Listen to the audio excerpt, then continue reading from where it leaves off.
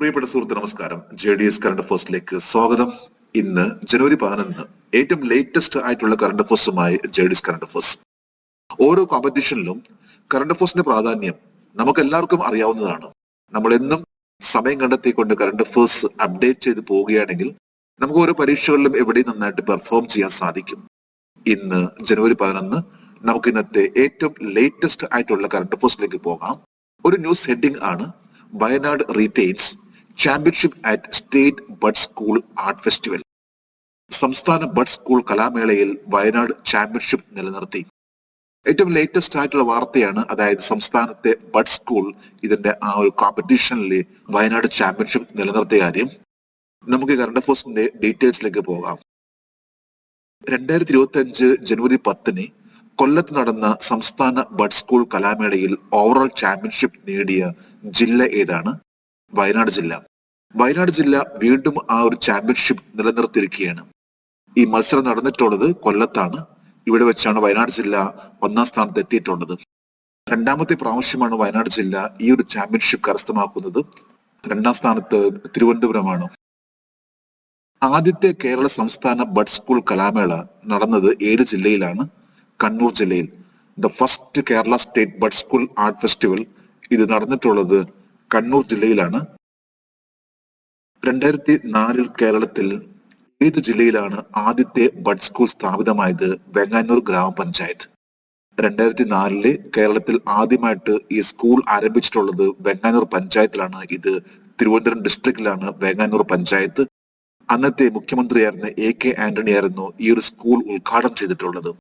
18 വയസ്സ് താഴെ വരുന്ന കുട്ടികൾക്ക് ഇതിൽ ജോയിൻ ചെയ്യുന്ന രീതിയിലുള്ള ഒന്നാണ് ബഡ് സ്കൂൾ.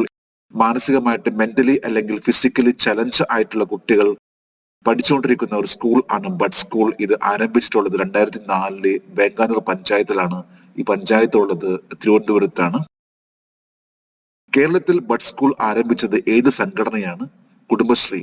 അപ്പൊ കുടുംബശ്രീ ആണ് കേരളത്തിൽ ബഡ് സ്കൂൾ ഇത് ആരംഭിച്ചിട്ടുള്ളത് 2004 വെങ്ങാനൂർ പഞ്ചായത്തില്.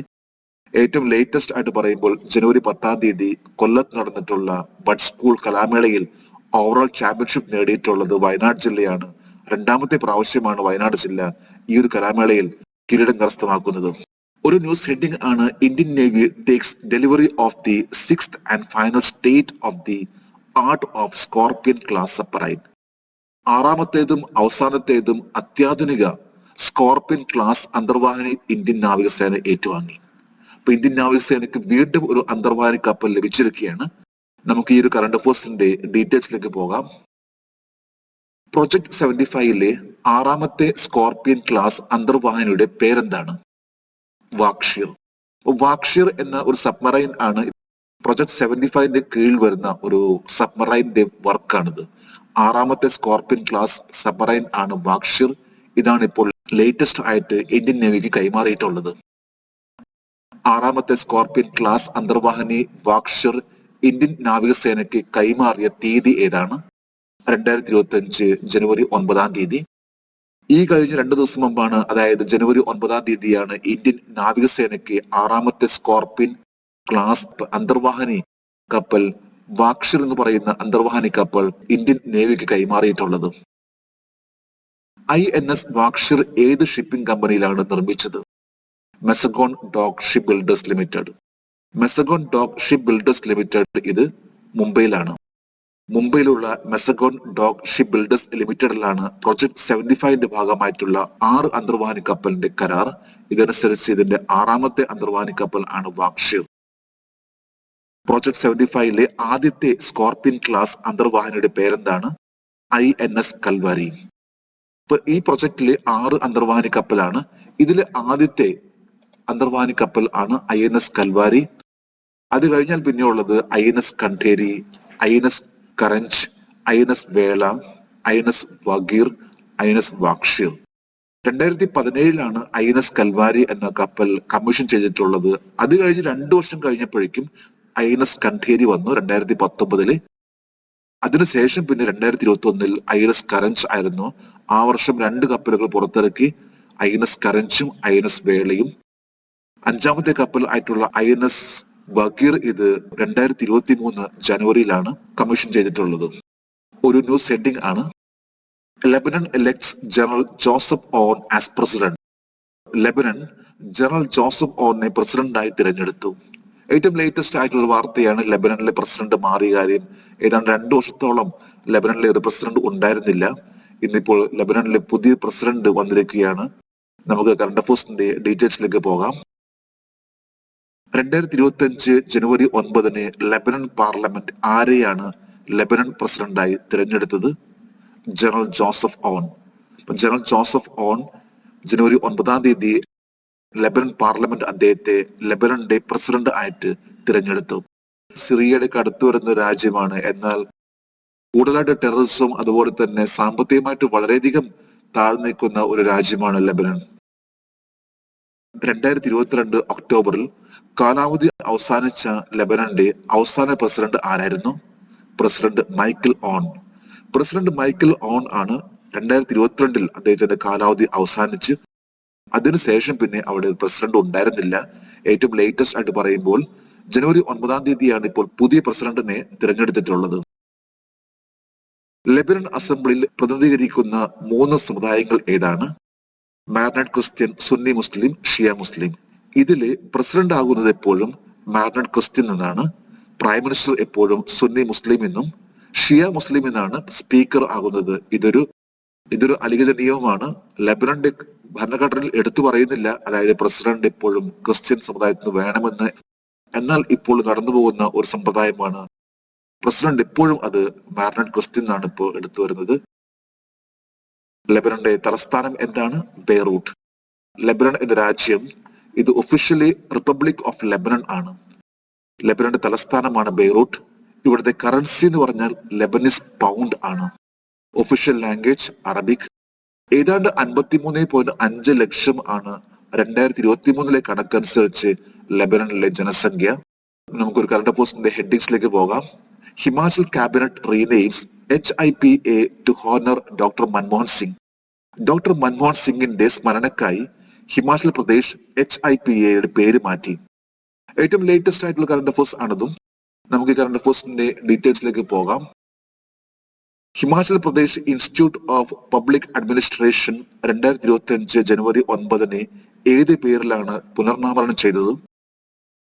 Doctor Manmohan Singh Himachal Pradesh institute of public administration. Himachal പ്രദേശിലെ ഒരു ടോപ്പ് ലെവൽ വരുന്ന ഒരു ഇൻസ്റ്റിറ്റ്യൂട്ട് ആണ് Himachal Pradesh institute of public administration HIPA.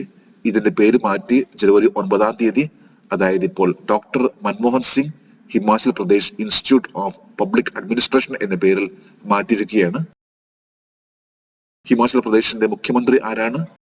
Sukhwinder Singh Sukhu. ഈ ഒരു പേര് മാറ്റത്തിന് വേണ്ടി അപ്രൂവൽ നൽകിയിട്ടുള്ള ഹിമാചൽ പ്രദേശിന്റെ മുഖ്യമന്ത്രിയാണ് സുഖ്വിന്ദർ സിംഗ് സുഖു. ഏറ്റവും ലേറ്റസ്റ്റ് ആയിട്ടുള്ള ഒന്നാണ് ഹിപ്പ എന്ന് പറയപ്പെടുന്ന Himachal Pradesh institute of public അഡ്മിനിസ്ട്രേഷന്റെ പേര് മാറ്റിയിട്ടുള്ളത്. മുൻ പ്രധാനമന്ത്രി ഡോക്ടർ മൻമോഹൻ സിംഗ് അന്തരിച്ചത് ഏത് തീയതിയിലാണ്? 2024 ഡിസംബർ 26. ഡോക്ടർ മൻമോഹൻ സിംഗ് അന്തരിച്ചത് ഡിസംബർ 26 കഴിഞ്ഞ മാസം. അദ്ദേഹത്തിന്റെ പേരിലാണ് ഇപ്പോൾ ഏറ്റവും ലേറ്റസ്റ്റ് ആയിട്ട് വന്നിട്ടുള്ള ഒരു ചേഞ്ച്. ഇത് ഹിമാചൽ പ്രദേശിലെ പബ്ലിക് അഡ്മിനിസ്ട്രേഷനുമായി ബന്ധപ്പെട്ട ഇൻസ്റ്റിറ്റ്യൂട്ട് ഹിപ്പ എന്ന് പറയപ്പെടുന്ന ഇൻസ്റ്റിറ്റ്യൂട്ടിന്റെ പേര് മാറ്റിയിട്ടുള്ളത്.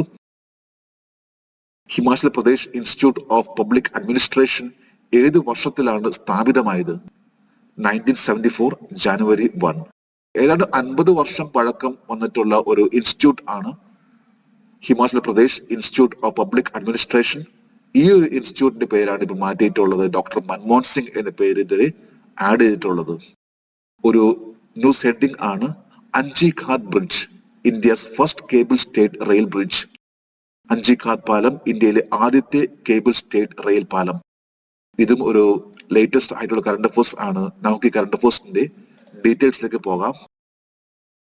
ഇന്ത്യയിലെ ആദ്യത്തെ കേബിൾ സ്റ്റേറ്റ് റെയിൽ പാലം ജമ്മു കാശ്മീരിലെ ഏത് ജില്ലയിലാണ്? റിയാസി ജില്ല. ഇപ്പൊ ജമ്മു കാശ്മീരിലെ ഒരു ജില്ലയാണ് റിയാസി ജില്ല. ഈ ജില്ലയിലാണ് ഇപ്പോൾ ഇന്ത്യയിലെ ആദ്യത്തെ കേബിൾ സ്റ്റേഡ് ആയിട്ടുള്ള റെയിൽ ബ്രിഡ്ജ് വന്നിട്ടുള്ളത്. നമുക്കറിയാം പാലങ്ങൾ എന്ന് പറഞ്ഞാൽ നമുക്കറിയാം ഹൗറ ബ്രിഡ്ജ്, അതുപോലെ തന്നെ ലേറ്റസ്റ്റ് ആയിട്ടുള്ള പല ബ്രിഡ്ജും വരുന്നുണ്ട്. എന്നാൽ റെയിൽ പാലത്തിൽ ഇപ്പോൾ വന്നിട്ടുള്ള ഏറ്റവും വലിയ മാറ്റം എന്ന് പറഞ്ഞാൽ കേബിൾ കൊണ്ട് മാത്രം താങ്ങി നിർത്തുന്ന ഒരു റെയിൽ ബ്രിഡ്ജ് ആണ് ഇപ്പോൾ വന്നിട്ടുള്ളത്. റിസായി ഡിസ്ട്രിക്റ്റിൽ വന്നിട്ടുള്ള ഈ ഒരു cable stayed rail bridge Kashmir താഴ്വരയും ഇന്ത്യയുടെ മറ്റു ഭാഗങ്ങളെയും ബന്ധിപ്പിക്കുന്ന ഇന്ത്യയിലെ ആദ്യത്തെ കേബിൾ സ്റ്റേഡ് റെയിൽ പാലത്തിന്റെ പേരെന്താണ്? അഞ്ചിഖാത് പാലം. ഇപ്പോൾ പറഞ്ഞിരിക്കുന്ന ഈ പാലത്തിന് നൽകിയിട്ടുള്ള പേര് ആണ് അഞ്ചിഖാത് ബ്രിഡ്ജ്. ഇന്ത്യയിലെ ആദ്യത്തെ the first cable stayed rail bridge. ഇന്ത്യയിലെ ആദ്യത്തെ കേബിൾ സ്റ്റേഡ് റെയിൽ പാലമായ അഞ്ചിഖാത് പാലം ഏത് റെയിൽ പദ്ധതിയുടെ ഭാഗമാണ്? Udhampur Srinagar Baramulla rail link USBRL project. Udhampur Srinagar Baramulla rail link എന്നത് ഒരു പ്രൊജക്ട് ആണ്. ഈ പ്രൊജക്ടിന്റെ ഭാഗമായിട്ടാണ് ഇപ്പോൾ അഞ്ചിഖാത് കേബിൾ മാത്രം ഒതുങ്ങി നിൽക്കുന്ന ഒരു പാലം വന്നിട്ടുള്ളത്. 2004 ആരംഭിച്ചിട്ടുള്ള ഒന്നായിരുന്നു ഈ ഒരു Jammu Baramulla rail line, Udhampur Srinagar Baramulla rail link. ഏതാണ്ട് 28,000 കോടി രൂപയുടെ പ്രൊജക്ട് ആണ്. 338 കിലോമീറ്റർ നീളത്തിലുള്ള ഈ ഒരു ഉധംപൂർ ശ്രീനഗർ ബാരാമുള്ള റെയിൽ ലിങ്ക്.